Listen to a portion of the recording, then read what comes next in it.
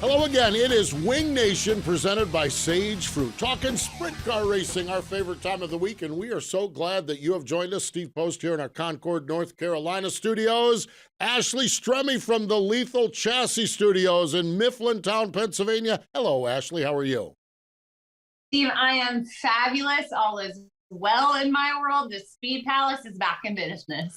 Speed Palace is back in business. The posse, the Outlaws are rolling in there. It is getting ready. You're getting ready to go from back in business to full warp speed in about 5 days. It's going to be bonkers up there. It was awesome between Lincoln, Port Royal, and then being able to watch Volusia on Dirt Vision.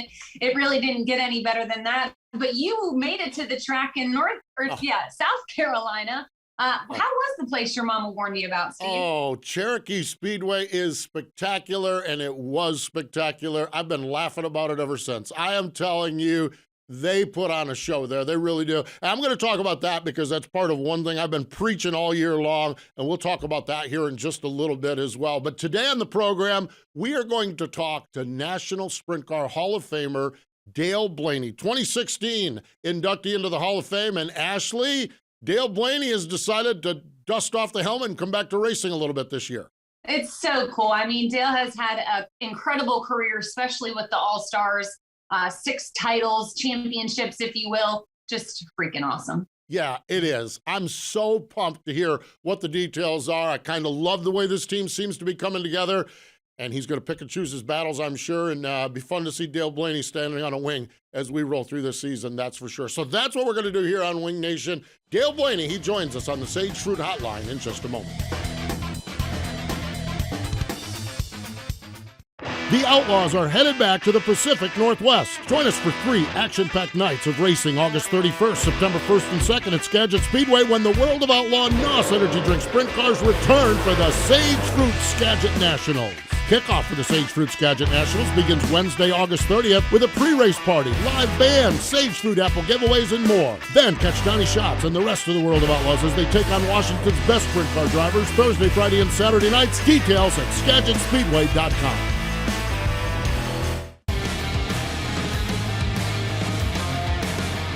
Welcome back. It is Wing Nation presented by Sage Fruit. Ashley Stremme and Steve Post here, and let's go to the Sage Fruit Hotline. Joining us from, well, we're going to find out where he's joining us from. Dale Blaney joins us. Hello, Dale. How are you? I'm great. How are you guys doing? I'm actually in a back room of the library, so I feel good about it. Okay, a bathroom and a library. Okay, wow. Man, we got some ground to cover with your first answer. So, what are you doing now? What are you up to, Dale? I have not read any of the books in the background. I know that. I know. Not one. I have no idea what's back there. I believe that. I believe that. That's for sure. Okay, that's really cool. Good stuff. Now, what do you? I know you're getting ready to go racing. We're going to talk about that in a little bit. But what's been keeping you busy here over the course of the last couple of months?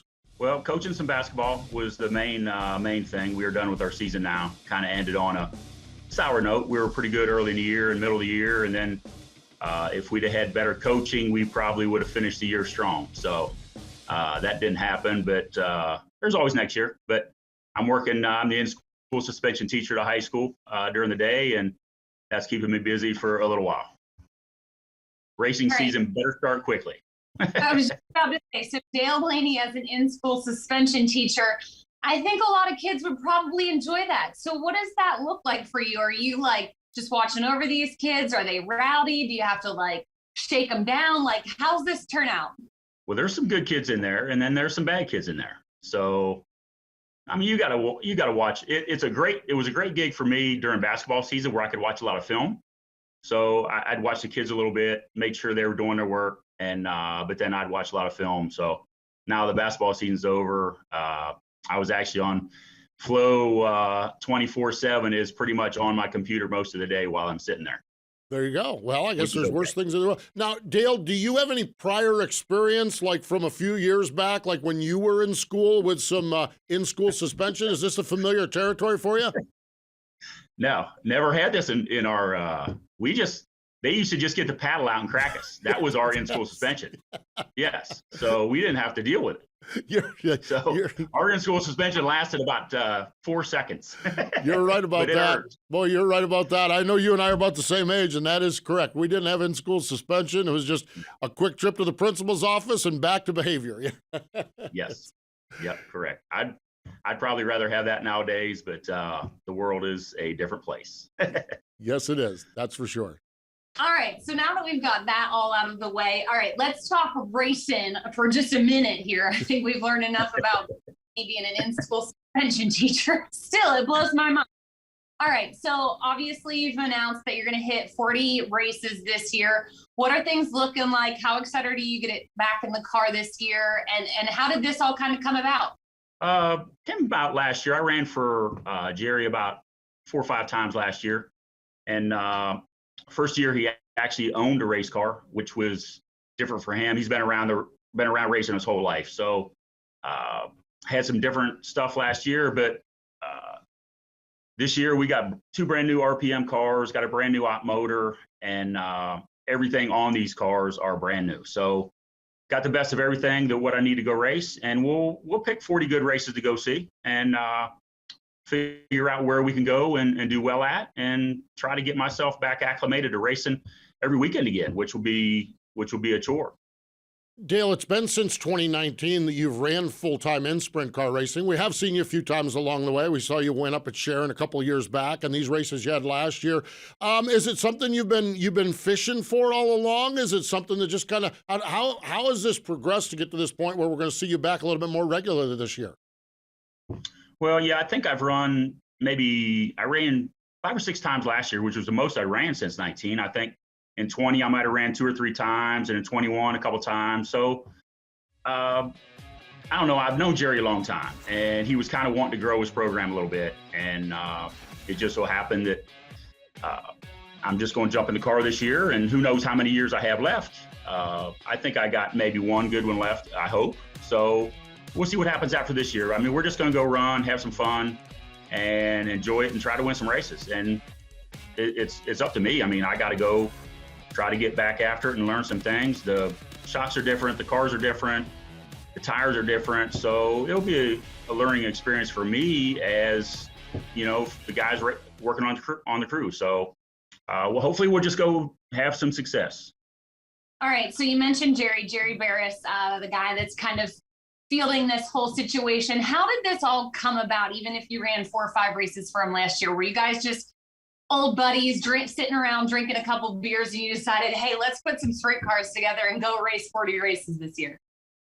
Well, he had the cars last year, and some different people had ran his car most of the year, and they probably ran 35 or 40 races last year with 4 or 5 different drivers. So I was looking to run something. I ran my dad's memorial race in one of my brother's cars, one of my cars, and so I kind of wanted to just get in shape a little bit before I went and raced the All-Star race at my dad's race. So, you know, I went and raced for him a few times, and, you know, we ran okay. And then I ran pretty well at the memorial race, the All-Star race at Sharon. And I kind of thought, you know, I mean, I can still race a little bit, but it's just, you know, I mean, that's a one-off experience too. So doing it week in and week out, day in and day out, it's going to be a little bit different for me at 59 years old now, rather than, you know, 10 years ago being 49.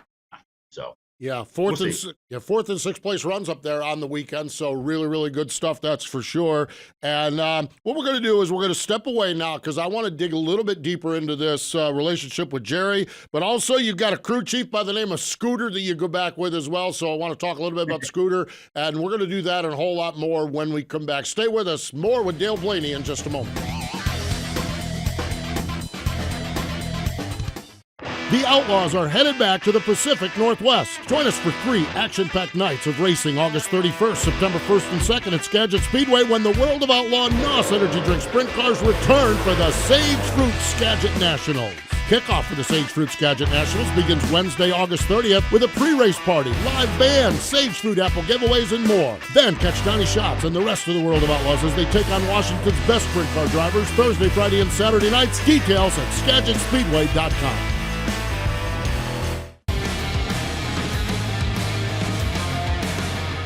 Welcome back. It is Wing Nation, presented by Sage Fruit. We are in after-school detention. Well, we're not in after-school detention, not during school suspension. We're in detention. Dale Blaney is in detention. Ashley and I are in our respective places, and we're having a wonderful visit. Dale, we talked a little bit before the break about you teaming up with Jerry Barris, and you guys go all the way back to your karting days.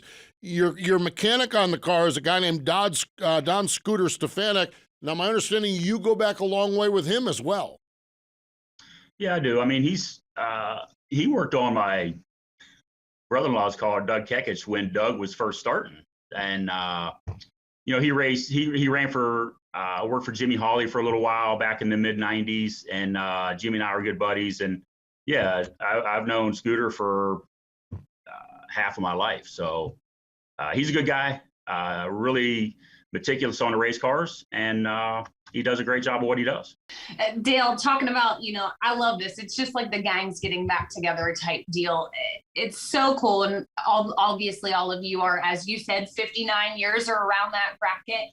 It's just like the good old of getting back to the race track. But there's a lot that goes into it. Mentally, physically, are you working out to jump back in the car? I mean, 40 races is going to be a lot for somebody who hasn't ran a full season. Are you guys just kind of taking this with the women and enjoying the time together? Or are you guys really wanting to be out there winning races every single weekend? Well, he's not going to spend the money what he spent to not do well. So he's done everything he can to ensure that we have a great opportunity to go win some races. And now, we just got to get back to racing a little bit.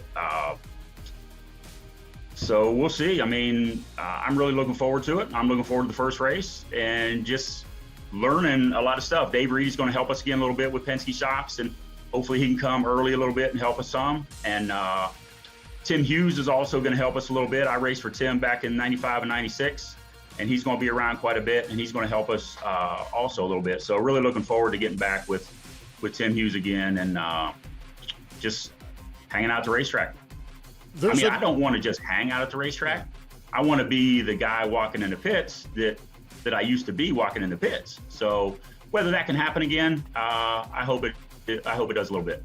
That is so awesome. That really is. There's another group of guys that are high 50s and older that race in central Pennsylvania, and your story's reminding me a little bit of Lance Deweese and Donnie Kreitz and that. What is there, Dale, about sprint car racing where guys in your era, your age, guys like Lance, guys like that, what is there about sprint car racing that you guys can go do this thing? Is the experience just so valuable that you have, and applying it to 2023 just make you guys in competitive nature with everybody?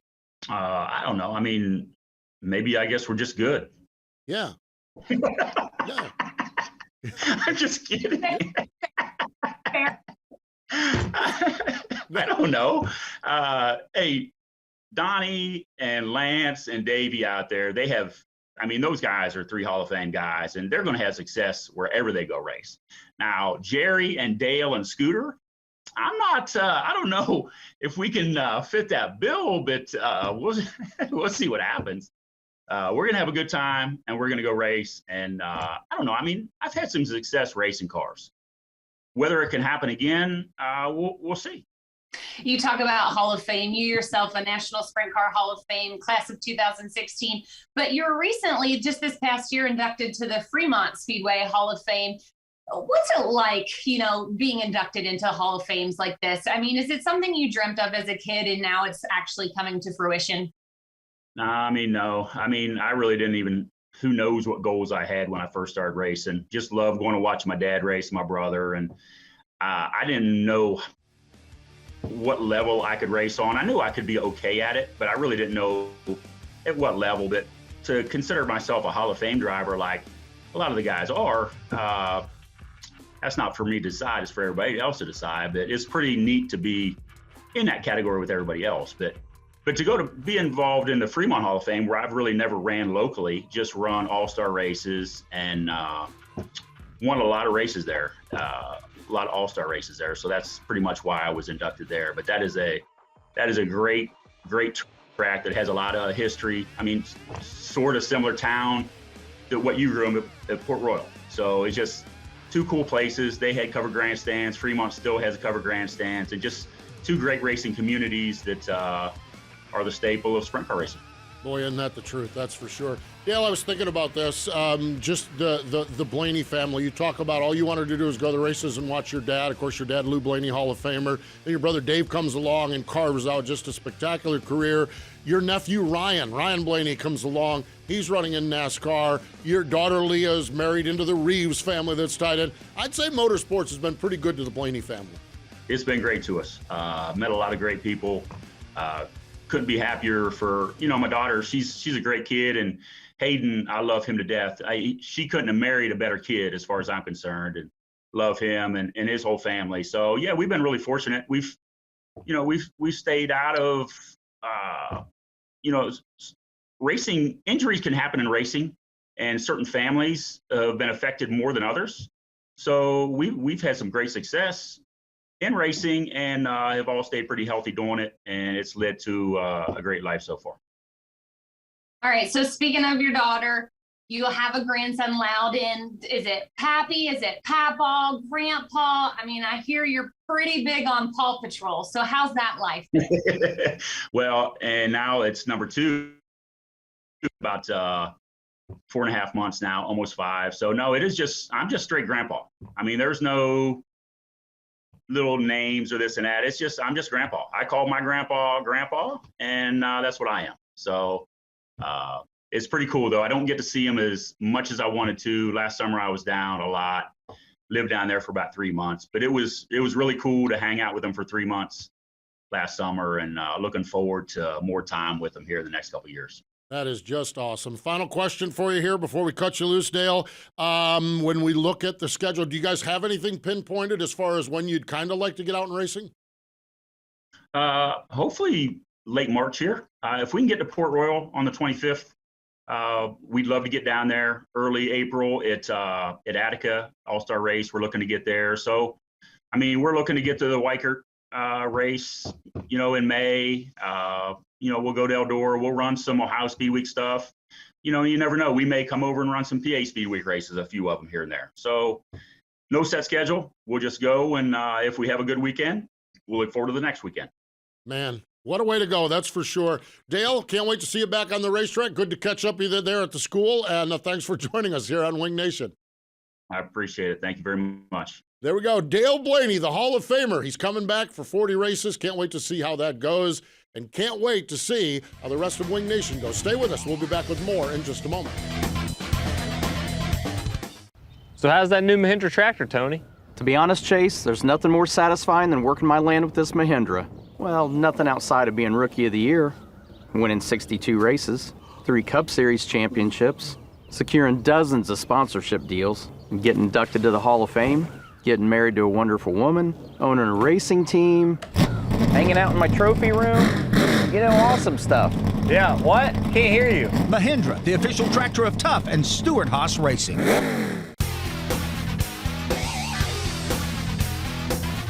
Welcome back. It is Wing Nation. Ashley Stremme and Steve Post. And Ashley, I love that Dale Blaney's coming back racing. This is just going to be fun to watch.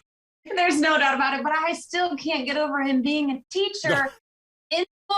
Listen, I don't know. Dale never ceases to amaze me with some of the stuff that he comes up with, but this one has blown my mind. Well, it's funny because the first time we looked at him, he actually turned the phone around. We'll tell you a little behind the scenes. He turned the phone around so the books were behind him, because the first time it was just a flat wall, and it was like, are you in prison or are you in detention? Well, we found out he was in detention, and so he said, well, hey, I've got some books. I'll turn it around, and he starts right off by acknowledging he's never read any of the read any of those books. Gosh. What a fun time. I'm excited about this. I think they ran good. He went up to Sharon and he finished 4th and 6th in the Sharon Nationals up there. And I think that lit the fires. And I think you get Dale, maybe dry slick racetrack, which Ohio, Pennsylvania, upstate New York, there's some dry slick racetracks. I have a hunch you get him there. He can make some noise, and that is going to be fun to see. That is for sure. All right. I'm going to talk about making some noise. okay, because we talked about this at the top of the show. On Sunday afternoon, I was at the place your mama warned you about, Cherokee Speedway in Gaffney, South Carolina, okay?